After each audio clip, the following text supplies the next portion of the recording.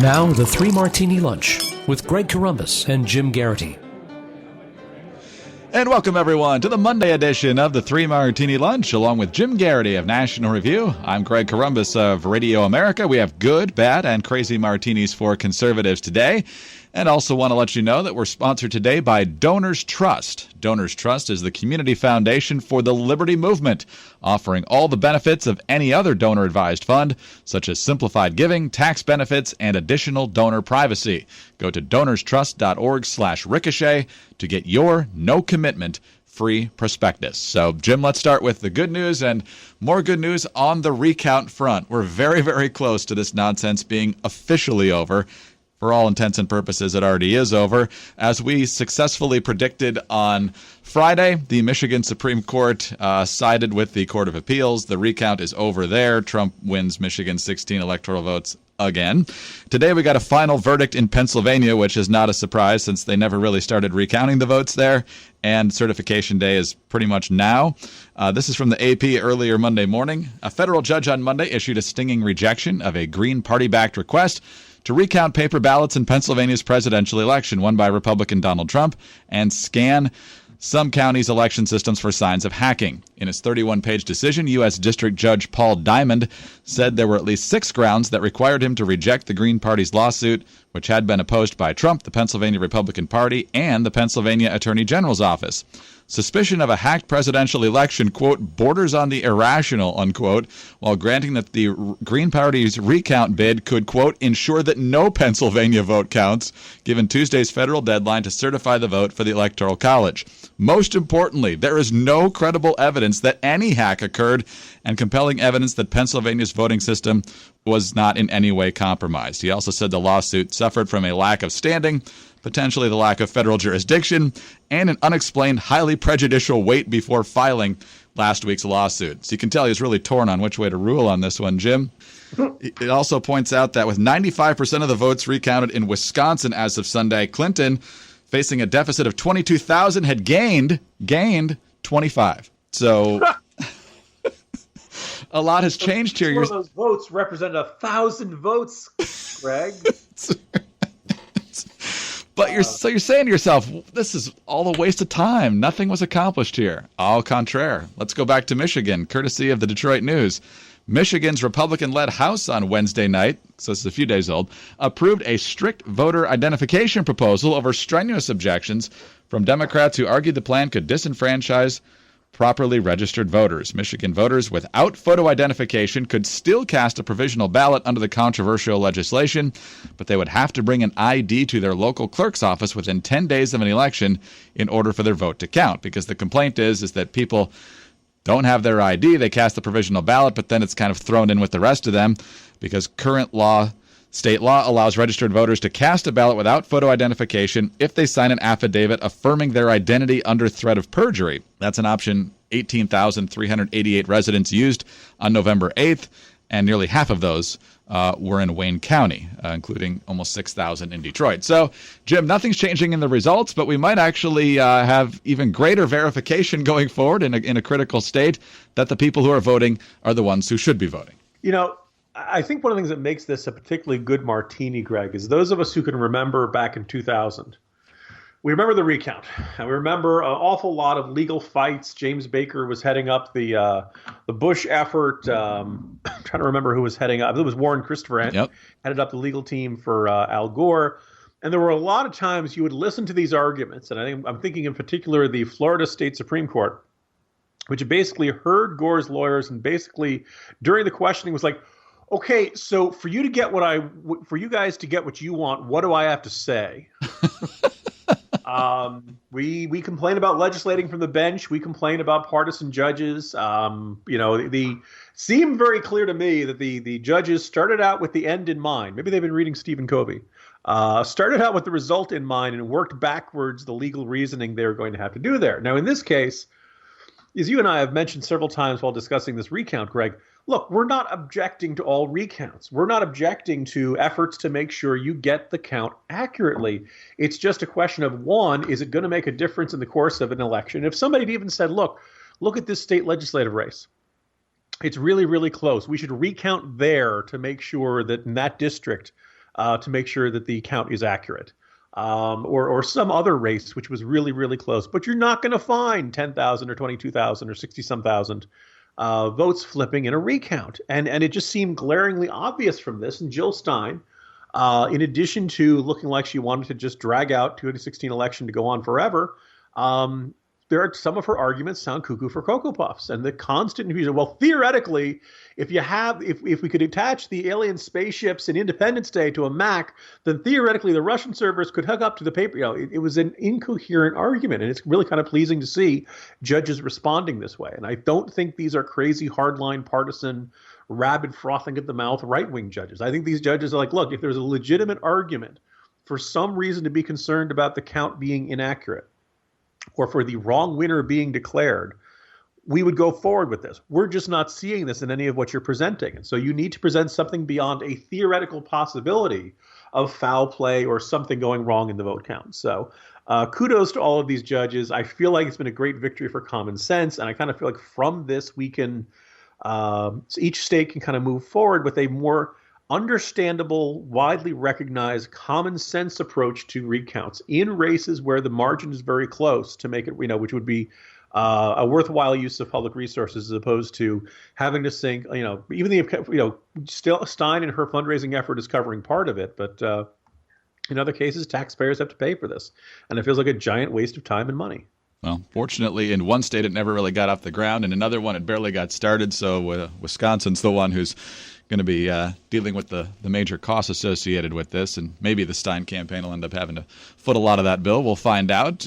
Jim, on to our bad martini. And I take you back to October of 2014. Our bad martini, very bad martini that day, was the revelation that Barack Obama skipped 60 to 63% of his presidential daily security briefings. And the explanation from the White House was, well, he gets the PDF on his phone. What's the big deal? And we obviously did not think very highly of that and how he handled himself in making national security the priority that it ought to be, given that that really is the most important job of the president. So the issue came up again on Fox News Sunday, this time with President-elect Donald Trump. And Chris Wallace pointing out that Trump has asked not to be given daily briefings as long as most of the information is the same. And here is Trump's response. First of all, these are very good people that are giving me the briefings. And I say, if something should change from this point, immediately call me. I'm available on 1 minute's notice. I don't have to be told, I'm like a smart person. I don't have to be told the same thing and the same words every single day for the next 8 years. Jim, I don't know how much repetition there are in these briefings. I've never been to one. I've never put one together. But that's not exactly an encouraging attitude. This should be the number one thing every morning, first thing in the White House. Yeah, my understanding also is it doesn't take an enormous amount of time. I mean, obviously, look, if there's an enormous, huge breaking bit of intelligence, we figured out how close the Iranians are to a nuke or North Korea, then maybe you're going to get more. But a lot of days, I have a hard time believing this is this unbelievable imposition upon the president of the United States where he can't do the rest of his job. Obama seemed to think that getting it in I would say paper form or the obviously electronic form was sufficient. Those of us kind of wondered about that or were left scratching our heads if you're running around saying, hey, look, ISIS is a JV team and things like that. Either they're telling you wrong stuff or you're just not paying attention to them. Or you're in denial about what you're being told, and that assumes none of the reports from the analysts at Central Command who said that their assessments of ISIS were being sugar-coated as they went up the line. Look, it's early on in Trump's not quite presidency, is his era as president-elect.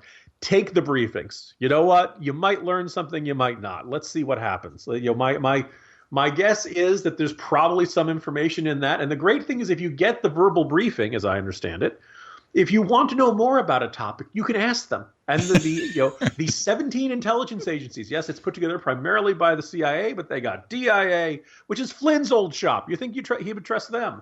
National Reconnaissance Office, National Security. We have a lot of smart people in here. If you want to know more, think of it as like the Google of the world with much better sources, right? Imagine you had the opportunity to ask the CIA anything, and you're not taking it? Really? If I were president, Greg, that's all I would do all day. What is the weirdest thing we know about Kim Jong-un, And then you get there and say, as president, I've decided to declassify that. Let's put that out there and humiliate the little priest. So. And Trump has no interest in this. I don't get it. So anyway, yeah. So Mr. President-elect, take the meeting. What's the worst that could happen? Mike Pompeo, have fun. Jim, these presidential daily briefings, they're designed to make the job easier. When it comes to year-end giving, that's what Donors Trust is all about. It's the end of the year when almost 1/3 of all charitable giving occurs. Do you have a plan in place to make sure your charitable giving gets done easily and in alignment with your values?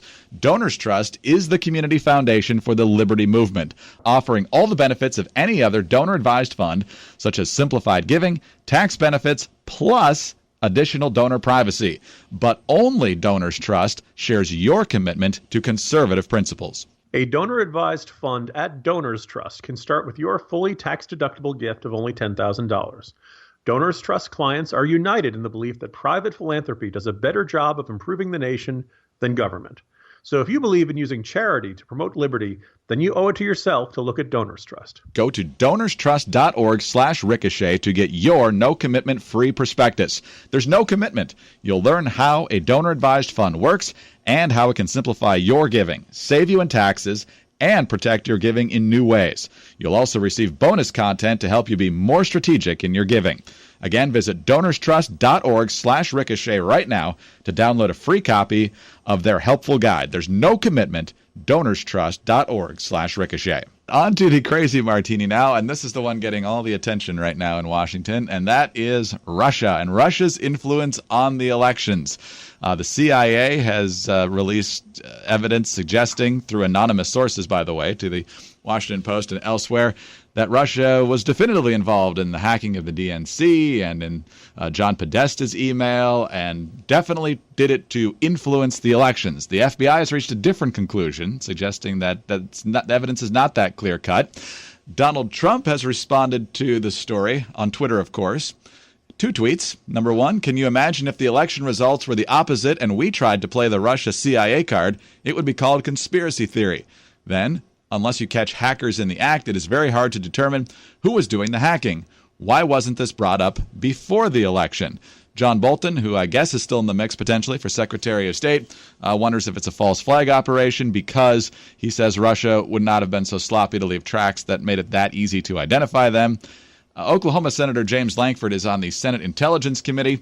He is strongly in belief that Russia was involved with those hackings, but he's not going to the next step where a lot of Democrats want to go, that Russia actually altered the vote count. Here's what he told Wolf Blitzer. Well, there's 2 different sets of information right now and different rumors are out there. Whether Russia's reaching in, I have no question about trying to find ways to be able to interfere. There's also this rumor that's out there that Russia was hacking into our election systems and trying to manipulate machines. Absolutely no evidence for that. There's this whole line that continues to go out there saying Russia hacked into our elections, they affected the voting. There is no evidence for that, but that line keeps being repeated. Whether that's what Trump is talking about or whether he's talking about trying to interfere in the election, I don't know. Jim, it's just like everything else in Washington, it's going to be hard to make this nonpartisan. Chuck Schumer wants a bipartisan investigation. John McCain, chairman of Armed Services on the Senate side, wants an investigation. So it's probably smart to take the threat seriously, but also to point out what is actually under investigation, what's not. Yeah, I look at it this way. I find it very plausible that Russia wanted to do this, right? Sure, it's sure. not like, Greg, is anybody in our public debate saying, oh, Putin wouldn't do that? He's such a nice guy. If there's anything the KGB has taught us is that, their men are always honest and straightforward, have no interest in dirty tricks. Oh, okay, we find it very plausible. As I wrote in the Morning Jolt today, look, I find it plausible, but if we're going to enact policy based on this, if we're going to retaliate, if we're going to treat Russia as if it has attempted to meddle in one of our elections, crossed a red line, to use a really unfortunate term from the past 8 years, then there needs to be, I need something more than just an anonymous source talking to the CIA. I find it believable, but this is a very big, very consequential accusation, and I just don't see. I'm going to need to see more. Basically, I'd have to know. All right, so which hackers, right? Which outside Russian sources who are connected to the government but are not directly handled it. I just need more detail, and I just have this wariness. Obviously, the second thing is that a lot of Democrats who are in flat out denial about the election Let's assume this comes out to be true. Let's assume that the intelligence community gives us the information. We all look at it and say, okay, that totally makes sense. We totally believe Russia would do this. Russia hacked the DNC. Russia hacked Podesta's emails, gave it to Julian Assange, and they put it out there. All right, now what? What do we want to do about it? How do we want to retaliate? How do we want to respond to this? Other than a strongly worded letter to the United Nations. It's not surprising, and I laid these out in the Morning Jolt. There are a bunch of Democrats that say, well, because of this, the electors have to vote for Hillary Clinton. If you want me to take this seriously, you have to sound something different from the traditional partisan whining. It cannot be the same old thing of the only way this can be fair is if I get what I want. But I don't know if you've noticed, Greg, but all Democrats are like their voices go up 3 octaves. At least that's how it sounds to my ears when they say this. And I'm sorry, guys. No, you've lost the election. No less an authority than the Obama administration just saying, look, the election results are fair and square. And the second thing, that they steal a couple of bases here because they keep saying that Russia influenced the election. No, Russia tried to influence the election, right? The election itself comes in people's individual decision-making of why they chose to vote for Hillary Clinton, why they chose to vote for Donald Trump, why they decided to stay home, why they decided to vote for Jill Stein, Gary Johnson, Evan McMullin, or anybody else like that. I have yet to find anybody who has said, well, I was going to vote for Hillary, but then I saw the Podesta emails, and then I voted for Trump. Or then I stayed home, or I voted for Jill Stein. I suppose these people might exist. I have not seen any polling to indicate this. I have not seen any focus groups or voters' interviews that would make you say, this is why Trump won, is because of these particular leaks. I think it certainly wasn't good news for the Hillary Clinton administration, but I think deep down, the election turned on much bigger factors. And so as a result of that, it's much easier. Democrats want to believe that they didn't really lose. They want to believe the election is stolen. They're seizing upon this in an effort to try to hand wave away the election results, or at the very least create the familiar narrative. Oh, selected, not elected, not my president. That he's not legitimately president of the United States. Jim, I guess we can call off the investigation. I'm just noticing on CNN right now that it has been concluded by one outgoing Senate Democratic leader, Harry Reid, that it's clear that there was collaboration among Trump, WikiLeaks, and the Russians. So if Harry Reid says it is the case, well, I guess he also said that Comey decided the election in that same interview. So because we're both totally paying attention to each other, and we never check Twitter while we're taping this. So he says this. And then we've got a situation in which, so apparently, in the mind of Harry Reid, the KGB or FSB, the former Russian KGB, and the FBI worked together. Their first team up ever. It's like that Arnold Schwarzenegger, Jim Belushi movie.